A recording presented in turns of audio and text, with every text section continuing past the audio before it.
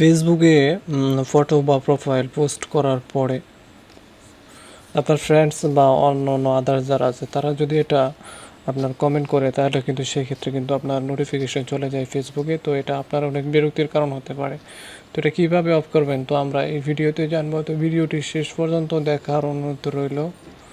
আর আপনি যদি এই চ্যানেলে নতুন হয়ে থাকেন তাহলে অবশ্যই চ্যানেলটি সাবস্ক্রাইব করবেন এবং পাশে থাকা বেল আইকনটি বাজিয়ে দেবেন পরবর্তী নোটিফিকেশন পাওয়ার জন্য।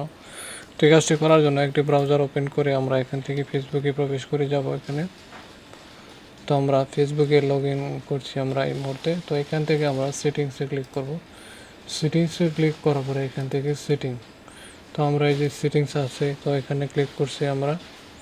তো এখান থেকে আমরা নোটিফিকেশনে আমরা ক্লিক করলাম। নোটিফিকেশনে ক্লিক করার পর তো আমরা এইখান থেকে যে কমেন্টস রয়েছে তো কমেন্টস আমরা এখানে ক্লিক করব। এখন এই যে এটা আমরা অফ করে দেব, এই ফাংশনগুলি আমরা অফ করে দেব। তো আরেকটি আছে তো এটা আমরা অফ করে দিচ্ছি। তো আমরা আমাদের কাজ কিন্তু শেষ হয়ে গেছে। তো ভিডিওটি শেষ পর্যন্ত দেখার জন্য আপনাদেরকে ধন্যবাদ জানাচ্ছি। আর চ্যানেলটি যদি এখনও সাবস্ক্রাইব না করে থাকেন তাহলে অবশ্যই চ্যানেলটি সাবস্ক্রাইব করবেন এবং পাশে থাকা বেল আইকনটি বাজিয়ে দেবেন পরবর্তী নোটিফিকেশন পাওয়ার জন্য।